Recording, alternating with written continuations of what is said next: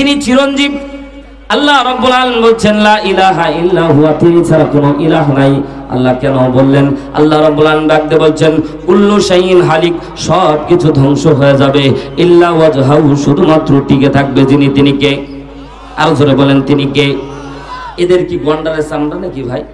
বলার পরেও শুনে না। গন্ডার একদিন হাসতেছে হু হু করে, জিজ্ঞাসা করলো ভাই তুমি হাসতেছো কারণ কি? আমারে 15 বছর আগে কাতুকুতু দিয়েছিল, আজকে লেগেছে। এই হলো গন্ডারের চামড়া। তা আপনারা যারা বসবেন না, বুঝতে হবে আপনাদের, আজকে বলে গেলাম 7 দিন পরে আপনারা বসবেন। কথা বলেন ঠিক না বে ঠিক? এরপরেও যদি না বসেন আমার আর ওয়াজ নাই ভাই। জোরে একবার বলেন আল্লাহু আকবার। সম্মানিত ভাইরা আমার, গভীর মনোযোগ দেন। বুঝাচ্ছিলাম কেমন করে কিতাব থাকবে। প্রত্যেকের আমলনামায় একটা করে কিতাব থাকবে। কোরআন থেকে বোঝানোর চেষ্টা করলাম।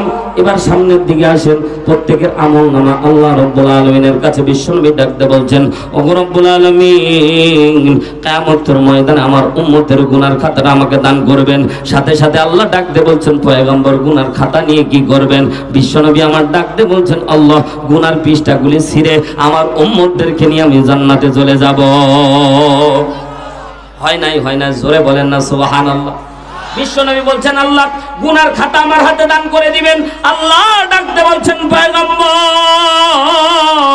গুনার খাতা নিয়ে কি করবেন? সাথে সাথে আল্লাহ রাব্বুল আলামিন পয়গম্বরকে বলার সাথে সাথে আল্লাহকে ডাকতে বলছেন, ও রব্বুল আলামিন, আমার উম্মতের গুনার পৃষ্ঠাগুলিকে ছিঁড়ে দেব, গুনার পৃষ্ঠাগুলিকে ছিঁড়ে আমার উম্মতকে জান্নাত পর্যন্ত নিয়ে যাব। সাথে সাথে আল্লাহ রাব্বুল আলামিন ডাকতে বলছেন, পয়গম্বর আপনি যা ভাবতেছেন তা না, অতগুলো হাফ কেজি না, আপনার উম্মতের গুনার পৃষ্ঠা ছিঁড়ে নিয়ে চলে যাবেন। আর অন্যান্য নবীর উম্মতেরা দাঁড়ায় দাঁড়ায় দেখবে। সিচুয়েশন কিন্তু অ্যাবনর্মাল পাবেন না, সিচুয়েশন কিন্তু উল্টা থাকবে। জোরে একবার বলেন না আল্লাহু আকবার। বিশ্বনবীর সাথে কে কথা বলতেছেন? জোরে বলেন, জোরে বলেন।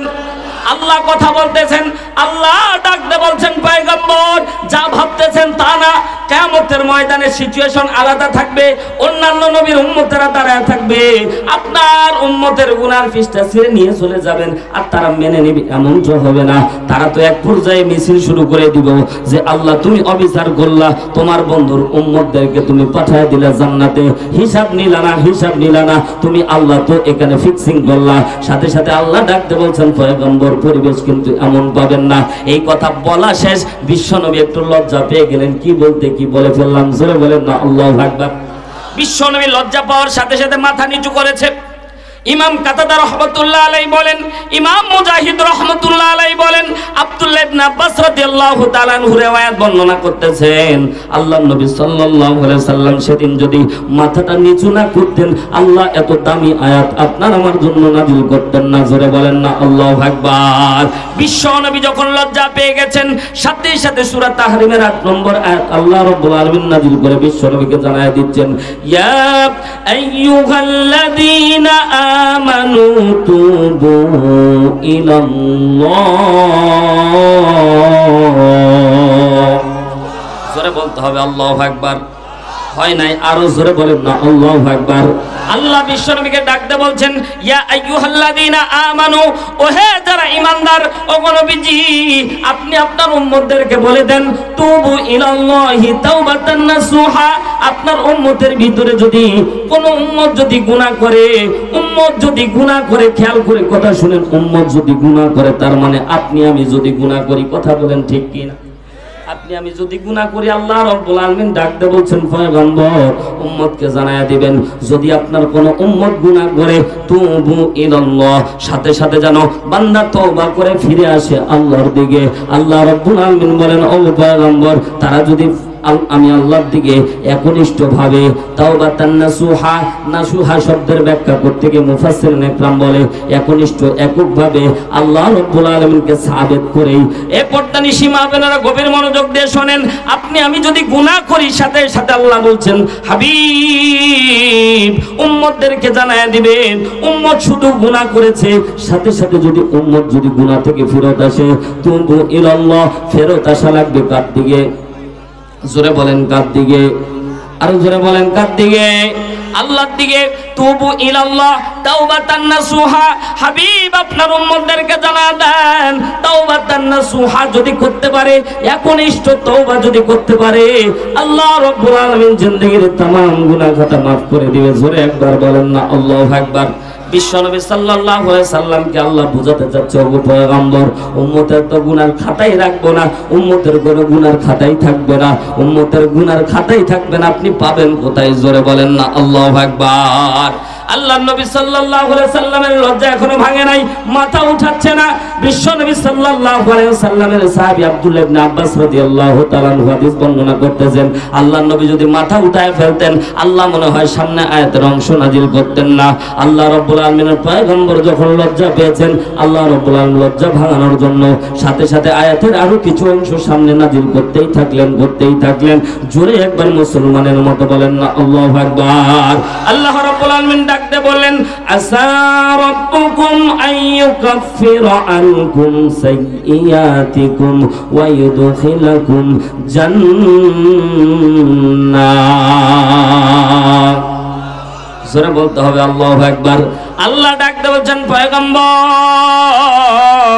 উম্মতদেরকে জানায় দেন, আসা রাব্বুকুম আইয়ুকাফিরা আনকুম সাইয়্যাতিকুম, আপনার উম্মতের গুনাহ তো maaf করেই দেব, কোন গুনাহ রাখবো না, সব গুনাহ maaf করে দিব। আল্লাহু আকবার। জোরে বলেন, সব গুনাহ maaf করে দিবে কে? বলেন না কে? মহব্বতের ভাইরা, পর্দা নিশি আমার মা বোনেরা, গভীর মনোযোগ দিয়ে শোনেন। বিশ্বনবী আমার ডাক দিয়ে বলছেন, আসা রাব্বুকুম আইয়ুকাফিরা আনকুম সাইয়্যাতিকুম, আল্লাহ বলছে, হাবিব উম্মতের গুনার খাতা তো maaf করে দিব ওয়া ইউদখিলাকুম জান্নাত। ওগো পয়গম্বর, আপনি আপনার উম্মতদেরকে নিয়ে জান্নাতের মধ্যে যাবেন, এমন কষ্ট আপনারে দেব না। আমি আল্লাহ রাব্বুল আলামিন বলছেন, ওয়া ইউদখিলাকুম জান্নাত, জান্নাত পর্যন্ত পৌঁছায় দেওয়ার জিম্মাদার আমি আল্লাহ নিয়ে নিলাম। জোরে বলেন, আরো জোরে বলেন। আল্লাহ ডাকতে বলছেন, পয়গম্বর আপনার চিন্তা করার দরকার নাই, উম্মতের গুনাহ maaf করে দেব, শর্ত হচ্ছে একটা, তুবু ইলাল্লাহি তাওবাতান নাসুহা।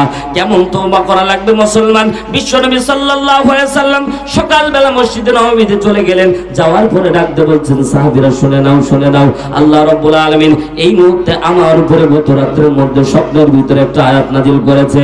ও সাহাবীরা শুনে নাও, আল্লাহ ডাকতে বলছেন, তুবু ইলাল্লাহি তাওবাতান নাসুহা। একনিষ্ঠ তওবা যদি বান্দা আল্লাহর কাছে করতে পারে, আল্লাহ জিন্দেগীর तमाम গুনাহ maaf করে দিবে। শুধু तमाम গুনাহ maaf করবে এমন তো ওয়াদাবদ্ধ না, বরং আমার উম্মতকে জান্নাত পর্যন্ত পৌঁছায় দিবে। জোরে বলেন আল্লাহু আকবার। বিশ্বনবী সাল্লাল্লাহু আলাইহি ওয়াসাল্লাম এই মজলিসের মধ্যে দুইটা হাদিস riwayat করেছিলেন। আল্লাহর নবী সাল্লাল্লাহু আলাইহি ওয়াসাল্লাম ডাকতে বলছেন, শোনো কেমন ভাবে তওবা করা লাগবে, তোমরা কি শুনবা? সাথে সাথে সাহাবীরা বলছেন, ইয়া রাসূলুল্লাহ, ইয়া হাবিবাল্লাহ, কেমন করে তওবা করতে হয় একটু আমাদেরকে বলেন। বিশ্বনবী সাল্লাল্লাহু আলাইহি সাল্লাম ডাকতে বলছেন, দুইটা হাদিস riwayat করেছে। আল্লাহর নবী সাল্লাল্লাহু আলাইহি সাল্লাম বলেন, এই দুইটা হাদিসের সাথে মিল রেখে কেউ যদি এক ফোঁটা চোখের পানি ফেলতে পারে, আল্লাহ তার জিন্দেগীর तमाम গুনাহ ওই মুহূর্তেই maaf করে দিবে। জোরে একবার বলেন না আল্লাহু আকবার। এটা আমি হারুন রশিদের বানানো গল্প না, বিশ্বনবী সাল্লাল্লাহু আলাইহি সাল্লাম হাদিসের মধ্যে riwayat করতেছেন।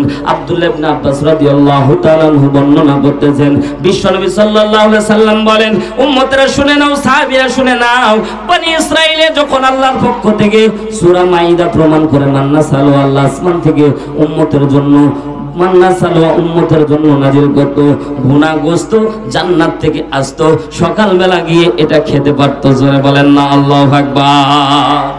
এই বনি ইসরাইল এত পরিমাণে ঘাটতেরা জাতি ছিল, কল্পনাও করা যায় না। এরা আল্লাহর পক্ষ থেকে নাজিলকৃত জান্নাতি খাবার পেত, তারপরেও এরা নাফরমানি করেছিল আল্লাহর কাছে। সম্মানিত ভাইয়েরা আমার, সেদিকে যাব না, লম্বা হয়ে যাবে। প্রধান বক্তা চলে আসলে ছেড়ে দেওয়া লাগবে। মুসলমান একটু গভীর মনোযোগ দিয়ে শোনেন। বিশ্বনবী সাল্লাল্লাহু আলাইহি সাল্লাম বললেন, হঠাৎ করে মান্না সালওয়া নাজিল হওয়া বন্ধ হয়ে গেল। বিশ্বনবীর দরবারে সাহাবায়ে কেরাম বিশ্বনবীর দরবারে, নবী মুসার দরবারে তার উম্মতেরা চলে গিয়ে বলল, ও নবী মুসা, আমাদের জন্য আল্লাহর পক্ষ থেকে মান্না সালওয়া নাজিল হওয়া বন্ধ হয়ে গেল, নবী মুসা একটু দোয়া করে দেন। নবী মুসা হাত তুলল আসমানের দিকে, আল্লাহ আমার উম্মতের জন্য মান্না সালওয়া আপনি নাজিল করে দেন। মান্না সালওয়া নাজিল হয়েছিল তিনবার, তিনটা ধাপে নাজিল হয়েছিল। মুসলমান ভাইরা আমার, আমার, সূরা মাইদার তাফসীর খুলে দেখেন, 3টা ধাপে একবার নাজিল হতো। একটা গুনাহ করার কারণে একবার বন্ধ হয়ে গিয়েছিল, 2 নাম্বার আবার দ্বিতীয় ধাপে নাজিল হয়েছিল। তৃতীয় ধাপের ঘটনা আপনাদেরকে বর্ণনা করতেছি।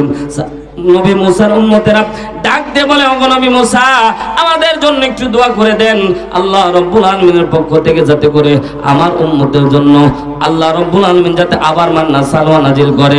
হযরত নবী মুসা ডাক দিয়ে বলেন, আল্লাহ আমার উম্মতের জন্য আবার তুমি মান্না সালওয়া নাজিল করে দাও। কি কারণে বন্ধ করে দিলা, কারণটা জানতে চাই। আল্লাহ ডাক দিয়ে বলে, তোমার গোত্রের মধ্যে অমুক ব্যক্তির নাম ধরে বলে দিলেন, অমুক ব্যক্তির পাপের পরিধির কারণে আমি আল্লাহ মান্না সালওয়া বন্ধ করে দিয়েছি। যতক্ষণ পর্যন্ত জঙ্গলের মধ্যে ফেলে নিয়ে না দিয়ে আসবা, যতক্ষণ পর্যন্ত এক ঘরে করে না দিয়ে আসবা, ততক্ষণ পর্যন্ত মান্না সালওয়া নাজিল হবে না। সাথে সাথে লোকজন আর দেরি করলো না, অমুক ব্যক্তির বাড়িতে গিয়ে দরজা নক করতে দেরি হয়েছে, দরজা ভেঙে ঢুকে পড়েছে। কওমের লোকেরা গাদ্দারা ছিল, এমনিতেই কওমের লোকেরা ওই ব্যক্তিকে এনে টেনে হিঁচড়ে তার হাতগুলো বাঁধলো, পাগুলো বাঁধলো, বাঁধার পরে বেদম হারে মার দেওয়া শুরু করে দিয়েছে। মায়ের পরিমাণ এমন ছিল ভাই, যখন দেখবেন গণহারে মায়ের শুরু হয়, তখন পালানোর রাস্তা খুঁজে পাওয়া যায় না। কথা বলেন ঠিক কিনা? নবী মুসার উম্মতেরা নবী মুসা পর্যন্ত লাথি মেরেছে, নবী মুসার পা জড়ায় ধরেছে। নবী মুসাকে ডাকতে বলছেন, ও পয়গম্বর, আপনি একটু আল্লাহর দরবারে আমার জন্য দোয়া করে দেন, যাতে করে আল্লাহ রাব্বুল আলামিন আমাকে মাফ করে দেয়। নবী মুসা পর্যন্ত রাগান্বিত হয়ে পাটা ছিটকায় দিয়েছে, দূরে গিয়ে পড়েছে। এমন তো অবস্থায় খেয়াল করে দেখতেছে মায়ের ঠেলায় মাঝে মাঝে অজ্ঞান হয়ে যাচ্ছে, আবার চোখটা খুলতেছে, চোখ খুলে দেখতেছে কারা আমারে মার দিচ্ছে। দেখতেছে, খেয়াল করে দেখলো মাথার উপর এই জায়গাটাকে গালফা বলা হয়, এই জায়গায় তার মেজ সন্তানটা পা রেখে দাঁড়ায় আছে। পৃথিবীর একটা জিনিস মানুষ সহ্য করতে পারে না ভাই, যারা বৃদ্ধ বাবা মা আছে, সন্তান বউয়ের তাড়নায় পড়ে সন্তান যখন বাবা মারে কষ্ট দেয়, ভাই এই জিনিসটা বাবা মা সহ্য করতে পারে না। কথা বলেন ঠিক কিনা? আমাদের মা বোন আবার এত চালাক, আমাদের মা বোন আবার এত চালাকের চালাক, যখন বাপের বাড়ি থেকে আসে তখন দেখবেন খেয়াল করে তার ভাবিকে ওয়াজ নসিহত করে দেয়, ভাবি আমার একটাই বাবা মা, এর দিকে একটু খেয়াল করে তাকায়ও। ঠিক না বলে না? বিশাল ওয়াজ নসিহত করে আসে, ভাবি হাতে ধরি পায়ে ধরে আমার বাপ মারে একটু দেখিও। ওই বিটি আবার বাড়িতে এসে নিজের শাশুড়িকে সম্মান করে না। কথা জোরে জোরে কর না কেন? ভয় পান নাকি মাদেরকে? জোরে বলেন ঠিক কি না? আবার এমন ওয়াজ নসিহত ওরা জানে রে ভাই, আমরা কি ওয়াজ নসিহত জানি? হাত ধরে পা ধরে বলে, ওই বুড়ো বুড়ির সাথে আর আমরা থাকবো না। কথা কয় না? 6 মাসের ব্যবধানে বাড়ি আলাদা হয়ে যায়। ঠিক না ঠিক বলেন? 6 মাসের কিরে ভাই, ওনা ঢুকলো বৌমা, নতুন বউকে কি বলে আপনাদের এলাকায় ভাই? বৌমা বলে না? আমি বলি নতুন বউ আসছে, ও বৌমা। ও বৌমা না, বরঞ্চ ও বোমা ঢুকেছে। বোমা যদি না ঢুকতো 6 মাসের ব্যবধানে বাড়ি আলাদা হতো না। কথা ধরে বলেন ঠিক কি না? বৌমা ঢুকেছে, ও বৌমা ঢুকেনি, ও বোমা ঢুকেছে। বোমা ঢুকার কারণে শাশুড়ি আলাদা হয়ে গেছে। এক হাতে কোনোদিন তালি ভাজে না ভাই, 2টা হাতেই তালি লাগে। এজন্য বলবো, যদি বৌমারা যদি মা নিজের মার মতো শাশুড়িকে মনে করতো, কোনোদিন ঝগড়া লাগতো না। আর যদি শাশুড়ি যদি তার বৌমাকে নিজের সন্তানের মতো দেখতো, কোনোদিন ঝগড়া লাগতো না। কথা জোরে বলেন ঠিক না বেঠিক? বিপদে পড়ি আমরা ভাই, ঠিক না বেঠিক বলেন? ঝগড়া করে ওরা, বিপদে পড়ি আমরা। তুমি কোন দিকে যাবা? ওরে বাপ রে, মা টানতেছে, বউ টানতেছে, তুমি কোন দিকে যাবা? ও বলছে আমি কবরে যাব। কথা কয় না কেন? পরিবেশ এমন দাঁড়ায় মনে হচ্ছে বাড়ি ছেড়ে পালায়া যায়। কথা জোরে কর ঠিক না বেঠিক? সম্মানিত মা বোনেরা গভীর মনোযোগ দেন। মা ওই যে সন্তান বাবার পায়ের কাছে, গালফার কাছে পাটা ধরে যখন দিয়েছে, বাবা আস্তে করে 2 হাতটা বাঁধা, আস্তে করে ওই 2 হাত দিয়ে সন্তানকে একটা মৃদু আঘাত পায়ের মধ্যে করে ডাক দিয়ে মনে মনে চিন্তা করেছিল, আরে কারণ বাবা যত সম্পদ অর্জন করেছে, একটা জিনিস মনে রাখবেন, বিবির জন্য আর সন্তানের জন্যই। কথা বলেন ঠিক কি না? পুরুষ জাতি এমন ভাই, এরা কষ্ট করে, এই কষ্ট মহিলারা বুঝতে চায়। একটা জিনিস মনে রাখবেন, সকালবেলা যখন একটা পুরুষ ঘর থেকে বের হয়, না খেয়ে বের হয়, খেয়াল করবেন কথার দিকে, সকালবেলা যখন বের হয় পৃথিবীর কোন শক্তি তাকে জিজ্ঞাসা করে নাই তুমি খেয়েছো কিনা, কিন্তু ওই পুরুষের মাথায় আছে বাড়ির মধ্যে 3টা বাচ্চা, তাদেরকে খাওয়ানো লাগবে দুপুরবেলা, স্ত্রী আছে তাকে খাওয়ানো লাগবে, বাবা মা আছে তারে খাওয়ানো লাগবে, একটা মাথায় 9 জনের মাথার চাপ নিয়ে ঘুরে বেড়ায়, খেয়েছে কিনা কেউ জিজ্ঞাসাও করে না। কথা আসতে বলেন ঠিক না বেঠিক? এমন তারপরেও কয় তোমার সংসারে এসে আমি শান্তিই পাই না। ওরে শয়তানি, তুমি কার কাছে যাইতা? তোমার হার না আমার সাথে, কথা কয় না কেন? তুমি আবার কার সাথে যেতে? তোমার সংসার আমি হয়েই করতেছি, এ কথা কয় না। তো তুমি করবা না তো আরেকজন এসে করবে, অনুমতি দাও আরেকটা নিয়ে আসি। কথা জোরে বলেন ঠিক না? যে বলবে যে সংসারে শান্তি পায় না, ওরে 1 2 3 একবারে করে দিবেন, এটা মাসালা দিয়ে গেল। সম্মানিত ভাইয়ের আমার, গভীর মনোযোগ দেন। সন্তান যখন পা রেখেছে, বাবা মৃদু আঘাত করার কারণ হাদিসের মধ্যে রাসূল সাল্লাল্লাহু আলাইহি সাল্লাম ডাক দিয়ে বলে, উম্মতরা শুনে নাও শুনে নাও, বাবা মৃদু আঘাত করে সন্তানকে বুঝাতে চেয়েছে, সন্তান রে আমি হারাম পথে ইনকাম করেছিলাম শুধু তোদের জন্য, এরে সন্তান আজকে তোমরা বিপদের সময় আমি বাবাকে পর্যন্ত ভুলে গেলাম। এ ভাইয়েরা আমার, গভীর মনোযোগ দেন। সন্তানকে যদি সুশিক্ষা না দিতে পারেন, সন্তানকে যদি আল্লাহ তাআলার আবেগ বান্দা না বানাতে পারেন, তাহলে বৃদ্ধ বয়সে আপনার কষ্ট এত পরিমাণে বাড়বে। গভীর মনোযোগ দেন। কিছুদিন আগে মা দিবস গেল, মা আর্টিকেলের মধ্যে লেখার মধ্যে দেখতে পেলাম, প্রথম আলো পত্রিকা, ইনকিলাব পত্রিকা, 2টা পত্রিকার কাটিং আমার কাছে এখনো আছে। মা দিবসের মধ্যে একটা আর্টিকেলে লেখা আছে, একজন মা এবং একজন বাবাকে 3 জন সন্তান, একজন ম্যাজিস্ট্রেট, একজন উকিল, একজন হচ্ছে ব্যবসায়িক। সম্মানিত ভাইয়ের আমার, গভীর মনোযোগ দেন। 3 জন সন্তানের গাজীপুরের মধ্যে 3টা বাসা আছে, 3টা সন্তানের 3টা বাসা আছে, তার মানে মিনিমাম তারা অনেক টাকার মালিক। যদি টাকার মালিক না হয় তাহলে নিজস্ব জমিতে ফ্ল্যাট থাকার কথা ছিল না, কথা বলেন ঠিক কিনা? 3 জন সন্তানের 3টা ফ্ল্যাট, কিন্তু একটা রুম যদি বাবা মার জন্য দিত কতই না ভালো হতো, কিন্তু না না না, বাবারে বৃদ্ধাশ্রমে রেখে এসেছে, বউয়ের চাপের মধ্যে পড়ে বাবা বৃদ্ধাশ্রমে।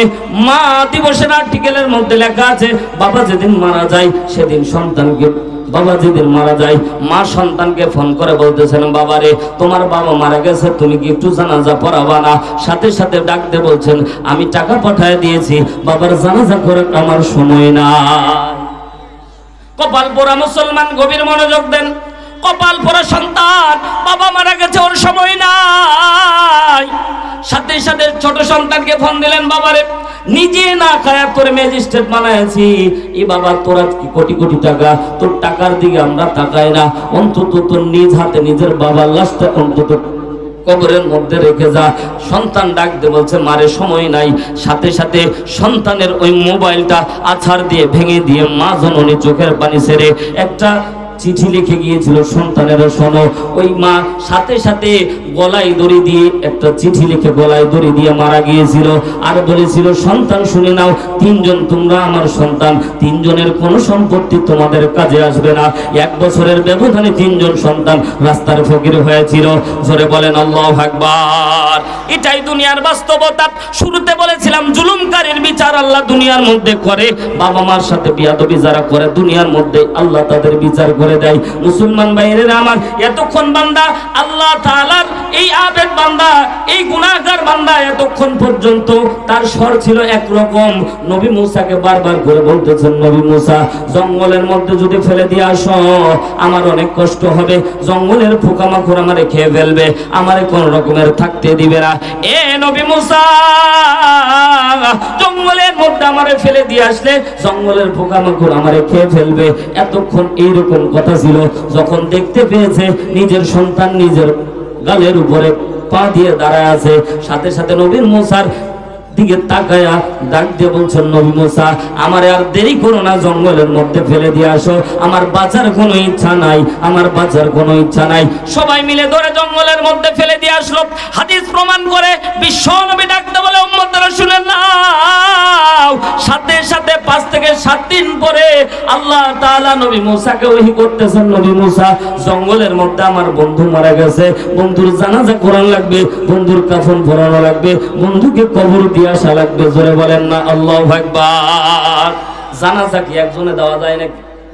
সাথে সাথে বলল, সাথে সাথে কওমের লোকদের কাছে চলে গেল, ডাকতে বলছে আল্লাহর বন্ধু জঙ্গলের মধ্যে মারা গেছে, তার জানাজা দেওয়া লাগবে, কাফন পরানো লাগবে, কবর দেওয়ানো লাগবে, চলো সবাই চলে যায়। বনি ইসরাইল আগেই বললাম ঘাটতেরা জাতি, সাথে সাথে বলতেছে আল্লাহর বন্ধু মারা গেছে, আল্লাহ জানাজা পড়াক। কি আল্লাহর বন্ধু মারা গেছে, আল্লাহ জানাজা পড়াক আর আপনি পড়ান, আমরা যাব না। তাহলে কত খারাপ দেখেছে। আল্লাহ তাআলার পয়গম্বর নবী মুসা ডাকতে বলেন, আল্লাহ ওগো রব্বুল আলামিন, উম্মতের দিকে তাকায়া দেখলাম উম্মত তো যাইতে রাজি না। সাথে সাথে আল্লাহ ডাকতে বলছেন, কারণ আল্লাহ তো জানে কিসে তারা দুর্বল। সাথে সাথে বলছে আমার বন্ধুর জানাজা যারা দাঁড়াবে আমি আল্লাহ তাদের জিন্দেগির তামাম গুনাহ মাফ করে দেব। এবার বলেন তো কেউ কি আর থাকবে? সবাই দৌড় মেরেছে জঙ্গলের দিকে। নবী মুসা পিছন থেকে ডাকতে বলে আমারেও নিয়ে যাও। সাথে সাথে কওমের লোকজন গিয়ে পুরো জঙ্গলের মধ্যে তালাশ করে দেখে 5 কিংবা 7 দিন আগে যারা আমরা মাইর দিয়া এই জঙ্গলের মধ্যে ফেলে দিয়ে আসলাম, ওই লাশ ছাড়া কোনো লাশ খুঁজে পাওয়া যায় না জঙ্গলের মধ্যে। 3 বার করে তালাশ করে খুঁজে দেখে 5 কিংবা 7 দিন আগে যারা আমরা মাইর দিলাম এক ঘরে করে দিয়ে জঙ্গলের মধ্যে ফেলে দিয়ে আসলাম, ওই লাশ ছাড়া লাশ খুঁজে পাওয়া যায় না। এ মুসলমান গভীর মনোযোগ দেন। বিশ্বনবী আমার ডাকতে বলেছে, লোকেরা সাথে সাথে নবী মুসার কলার চিপে ধরেছে। এ নবী মুসা, আল্লাহর পক্ষ থেকে তোমার কাছে নাকি ওহী নাযিল হলো, এই লোকের কারণে মান্না সালোয়া বন্ধ হয়ে গেছে, এই লোকের পাপ আর পাপের পরিধির কারণে তোমার হুকুমতে আমরা তোতারে মার দিয়েছি। ই আবার আল্লাহর বন্ধু হইলো কেমনে? 5 থেকে 7 দিনের ব্যবধানে আল্লাহর বন্ধু হলো কেমনে? নবী মুসার কলার চাপ দিয়ে এমন ভাবে ধরেছে, নবী মুসা বলতেছে আমি আল্লাহরে বলি একটু আমারে সুযোগ দাও। সাথে সাথে নবী মুসা হাত উঠিয়ে আসমানের দিকে তাকায় বলছে, ওগো আল্লাহ, আপনার হুকুমেই না এর মার দিলাম 5 থেকে 7 দিনের ব্যবধানে, এ আবার তোমার বন্ধু হলো কেমনে? ও আল্লাহর বান্দারা, জীবনে অনেক গুনাহ করেছেন, জীবনে অনেক গুনাহ করেছেন, চোখটা বন্ধ করলে জিন্দেগির গুনাহ দেখা যায়। কথা বলেন ঠিক না বে ঠিক? এই পর্দানিশী মা বোনেরা চোখটা বন্ধ করে দেখেন, জিন্দেগিতে যত অপরাধ করেছেন প্রত্যেকটা অপরাধ চোখের সামনে আয়নার মতো আল্লাহ ভাষায় দেবে। মুসলমান ভাইরা আমার একটু গভীর মনোযোগ দেন। বিশ্বনবী আমার ডাকতে বলেছে, উম্মতরা শুনে নাও, এই ব্যক্তির মতো যদি তোমরা তওবা করে 1 ফোঁটা চোখের পানি ফেলতে পারো, আল্লাহ রিসেন্টলি ওই জায়গায় তোমার গুনাহ মাফ করে দিবে। জোরে একবার বলেন না আল্লাহু আকবার। নবী মুসা আসমানের দিকে হাত উঠায়া ডাক দিয়ে বলে, আল্লাহ এই ব্যক্তি তোমার বন্ধু হলো কেমনে? সাথে সাথে আল্লাহ রাব্বুল আলামিন ওহী নাজিল করে নবী মুসাকে এলান করে দিলেন, এ নবী মুসা, তোমরা যখন তার হাত পা বেঁধে যখন জঙ্গলের মধ্যে তোমরা ফেলে দিয়ে চলে আসতেছিলা, যখন জঙ্গলের মধ্যে ফেলে আসতেছিলা, ওই ব্যক্তির হাত বাঁধা পা বাঁধা নড়তে পারে না, ছুটতে পারে না, তারপরেও তোমাদেরকে উয়া করে তোমাদেরকে বারবার করে ডাক দিয়েছিল, কিন্তু তোমরা কেউ তার ডাকে সাড়া দাও নাই। বারবার করে নবী মুসা বলে ডাক দিয়েছে, তুমি নবী মুসা শোনো নাই। সন্তানদেরকে ডাক দিয়েছে, সন্তান তোমরাও শোনো নাই। যখন এলাকাবাসীকে ডাক দিয়েছে, কেউ যখন সাড়া দেয় নাই, বান্দা আসমানের দিকে আস্তে করে আসমানের দিকে তাকায় আছে আর আমাকে ডাকতে বলছে, আল্লাহ আমার সন্তান আমার ফেলে দিয়ে চলে গেল, নবী মুসা ফেলে দিয়ে চলে গেল, আত্মীয় স্বজন ফেলে দিয়ে চলে গেল, তুমি কি আমাকে মাফ করবা না? আল্লাহকে বলতেছেন, আল্লাহ তুমি যদি আমার না মাফ করো তো তৈরি করলা কেন? আল্লাহ তুমি আমার মাফ করে দাও, ক্ষমা করে দাও। বিশ্বনবী ডাক দিয়ে বলছেন, একবার আল্লাহরে আল্লাহ বলে ডাক দেওয়ার কারণে আল্লাহ তার জিন্দেগির গুনাহ মাফ করে দিয়েছে। জীবনে কত গুনাহ করেছি ভাই, জীবনে অনেক গুনাহ হয়েছে, আল্লাহর কসম জীবনে অনেক গুনাহ হয়েছে। মন থেকে একটু চোখটা বন্ধ করে আল্লাহর দিকে তাকায় ডাক দিয়ে বলেন না আল্লাহ, বলেন না আল্লাহ। বিশ্বনবী বলেন, বানি ইসরাইলের থেকে আমার উম্মতের দাম অনেক বেশি। বানি ইসরাইলের উম্মতকে যদি আল্লাহ মাফ করে, আমার উম্মত ডাকতে দেরি হয়, আল্লাহ ডাকে সাড়া দিতে দেরি করে না, দেরি করে। নবী মুসাকে আল্লাহ বলতেছেন, ওগো পয়গম্বর, তোমরা যখন তার ডাকে সাড়া দাও নাই, ওই বান্দা বারবার করে আমার দিকে তাকায় আছে, বলছে আল্লাহ রে, সবাই তো চলে গেল। আসলেই বাস্তবতা এমন, কবরে যখন আপনারা আমারে রাখবে দুনিয়ার কেউ খবরও নেবে না। ঠিক না বে ঠিক বলেন? কবরে যখন রেখে আসবে ভাই, কবরের নিয়ম এমন যে কবর একাই একাই থাকা লাগবে। ওই আত্মীয় স্বজন একটু 10-20 দিন কাঁদবে, তারপর আস্তে আস্তে ভুলে যাবে। কথা বলেন ঠিক না বেঠিক? তো বান্দা বারবার করে তাকাচ্ছে যে আল্লাহ তুমি কি আমারে ভুলবা? আল্লাহ বলে না, আমি তো ভোলার মতো না রে বান্দা, গুনাহ করেছিস আর আমারে আল্লাহ বলে ডাক দিয়েছিস। আমি আল্লাহ রব্বুল আলামিন। আমি বললে আগাবে নাকি? কতবার করে বললাম বসে না। লোকজন তো অনেক হয়েছে, ভিতরে তো জায়গা না, আমি জানি তো পরিবেশ। আরো প্যান্ডেল বড় করবেন, একেবারে মহিলা প্যান্ডেলের জন্য পুরো এইটা গাঙের চট ঝাড়ি দিবেন। আল্লাহু আকবার বলেন। পর্দা নিশি অনেক মা বোন এসেছে, মা বোনের একটু চেপে চেপে বসেন, একজনকে বসার সুযোগ করে দিলে ওটা সদকায় জারিয়া পাবেন। আল্লাহু আকবার বলেন। তো বারবার করে নবী মুসার উম্মত বলতেছে আল্লাহ আমারে তুমি মাফ করে দাও। তো আল্লাহ বলছে নবী মুসা, আমারে যখন বান্দা বারবার করে আল্লাহ বলে ডাক দিয়েছে, তো আমি আল্লাহ ডাক সহ্য করতে পারি নাই, আমি আল্লাহ ওরে মাফ করে দিয়েছি। তাফসীর খুলে দেখেন, আমার বানানো গল্প না। ফেরাউনের মতো মানুষ যখন চুবনি খাচ্ছিল, মুফাসসির নেকরাম আছে, ফেরাউন যখন চুবনি খাচ্ছিল, এক ঢোক পানি যাওয়ার সাথে সাথে বলছে আমানতু বিরব্বি মুসা ওয়া হারুন। তো জিব্রাইল বলছে ইয়া রাসূলুল্লাহ, আপনি তো দৃশ্য দেখেননি, আমি জিব্রাইল দেখতেছিলাম। সে যেভাবে আল্লাহরে আল্লাহ বলে ডাক দিচ্ছিল, আমি আসমানের দিকে তাকাচ্ছিলাম আর ফেরাউনের মুখের দিকে তাকাচ্ছিলাম। আমি খেয়াল করে দেখলাম যে হারে ও রব্বি মুসা ওয়া হারুন বলতেছে, যখন ডাক দে বলবে আল্লাহ তুমি আমার রব, তো আল্লাহ দরিয়ায় জোশ মেরে আল্লাহ মাফও করে দিতে পারে। আমি জিব্রাইল নিচ থেকে কাদা উঠায়া ওর মুখের উপরে এমন ভাবে ঠাস দিয়ে ধরেছি ও যাতে আল্লাহ বলে না ডাকতে পারে। কারণ ফেরাউন যদি মাফ পেয়ে যায় তাহলে এই সমাজের ইতিহাস পাল্টে যাবে। কথা বলেন ঠিক কি না? এজন্য 90 ফেরাউনদেরকে আল্লাহ এমন শাস্তি করেছে, আল্লাহ রাব্বুল আলামিন দেখিয়েছে যারা জুলুম করে জুলুমের শাস্তি দুনিয়ায় হয়ে যায়। কথা কোন ঠিক কি না? এজন্য আল্লাহ তাআলা ওটা বুঝাচ্ছে বান্দা টেনশন করার দরকার নাই, ওয়েট এন্ড সি, দেখো আমি আল্লাহ করি কি। আসমানে আমি আল্লাহ আছি, আমার শক্তি কমে যায় না। জোরে বলেন আল্লাহু আকবার। সম্মানিত ভাইয়ার আমার, নবী মুসা ডাকতে বলল উম্মতেরা শুনে নাও, আল্লাহ তাআলার কাছে বারবার করে যখন চেয়েছে আল্লাহ মাফ করে দিয়েছে। জোরে বলেন না আল্লাহু আকবার। সম্মানিত ভাইয়ার আমার, তাহলে জিন্দেগিতে যখনই গুনাহ হবে মাফ চাইবো কার কাছে? জোরে বলেন কার কাছে? সম্মানিত ভাইয়ার আমার, গভীর মনোযোগ দেন। আমি আপনাদের খেদমতে একটা হাদিস বলেছিলাম, তওবা করার 4টা পদ্ধতি জানার দরকার আছে না নাই? 4টা পদ্ধতিতে কেউ যদি তওবা করতে পারে আল্লাহ জিন্দেগির तमाम গুনাহ মাফ করবে এবং সামনে ওই তওবা কবুল হলো কি হলো না এটা নিজ চোখে দেখা যাবে। জোরে বলেন না আল্লাহু আকবার। সম্মানিত ভাইয়ার আমার, এই যে ভেতনা দারুল উলুম কওমি মাদ্রাসা, এই মাদ্রাসাটা চালু থাকুক, এটা আপনারা চান কি চান না? জোরে বলেন চান কি চান না? মাদ্রাসা কেন দরকার? 2 মিনিট আপনাদেরকে একটা কথা বলবো। মাদ্রাসা কেন দরকার? কারণ দুনিয়ার আপনি যত শিক্ষায় শিক্ষিত করেন, ডক্টরেরও দরকার আছে, ইঞ্জিনিয়ারেরও দরকার আছে, সর্বস্তরের দরকার আছে। তবে আপনার সন্তানকে ডাক্তার বানানোর আগে কোরআনের হাফেজ বানাবেন, ডাক্তার বানানোর আগে কোরআনটা শিক্ষা দিবেন। ডাক্তার হওয়ার পরে অমানুষ হয়ে আপনারে বৃদ্ধাশ্রমে রেখে আসবে না। কথা বলেন ঠিক না বেঠিক? সন্তানকে যদি কোরআনের শিক্ষা দিতে পারেন, আল্লাহর কসম করে বলি ওই সন্তান ম্যাজিস্ট্রেট হবে, আপনার পায়ের ধোয়া পানি খেয়ে চলবে। কথা বলেন না কেন? বাবা মারে চিনাইলাম না, আমরা কোরআন চিনাইলাম না। আল্লাহর বান্দারা, আলেম কেন সন্তান বানাবেন? একটা উদাহরণ আমার নিজের চোখে দেখা ঘটনা, তাই বলতেছি। ঝিনাইদহতে আমি যখন কুষ্টিয়া ইসলামী বিশ্ববিদ্যালয়ে লেখাপড়া করি, 7 বছর ওখানে থাকার কারণে ঝিনাইদহ এক হুজুরের সহবতে ছিলাম। তো হুজুরের নাম বলা নিষেধ, এজন্য বলতেছি না। ওনার নাম বললে এখনই ইউটিউবে সার্চ দিলে পাবেন। ভালো আলোচক একজন।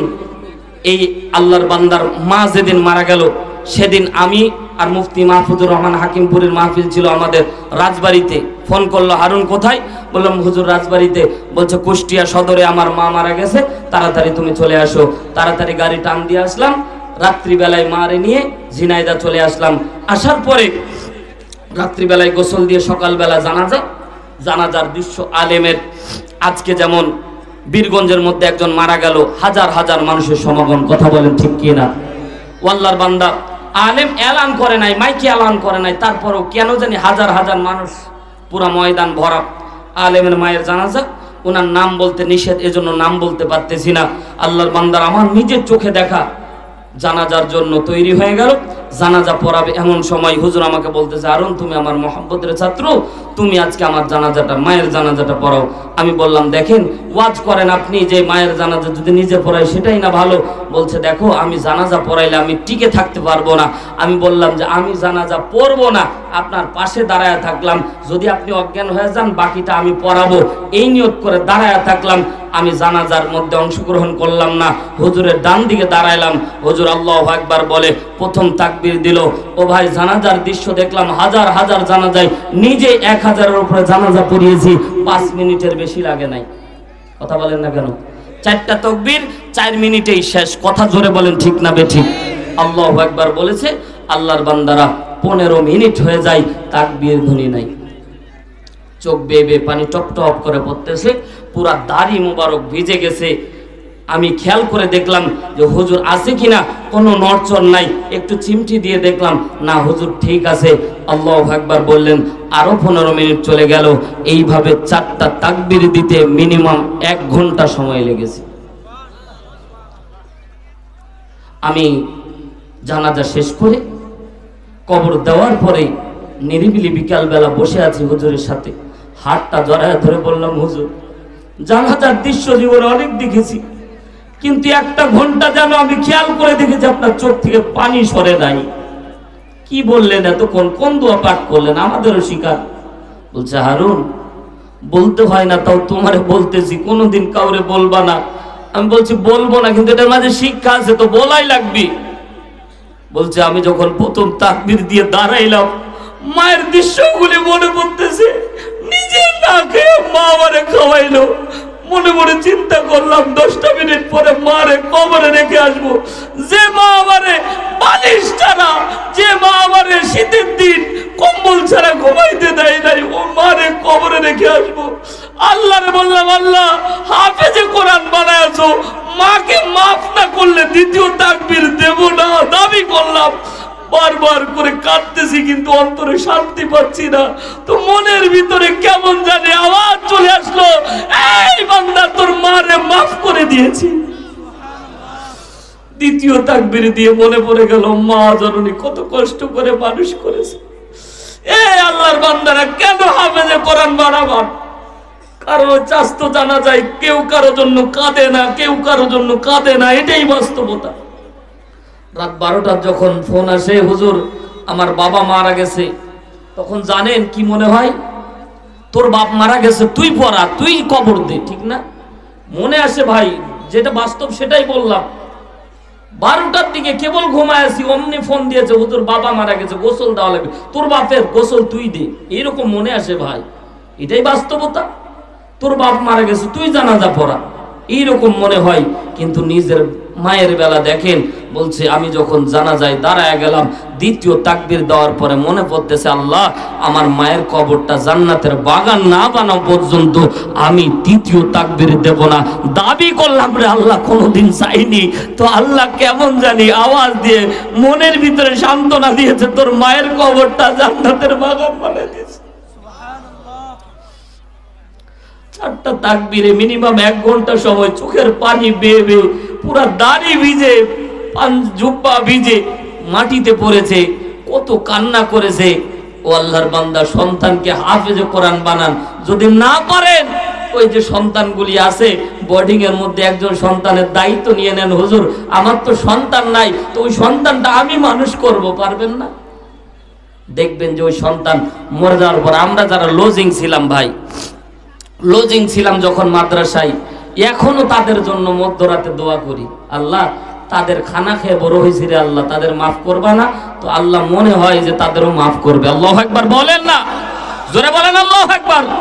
তাহলে এই মাদ্রাসা টিকে থাক, আপনারা চান কি চান না?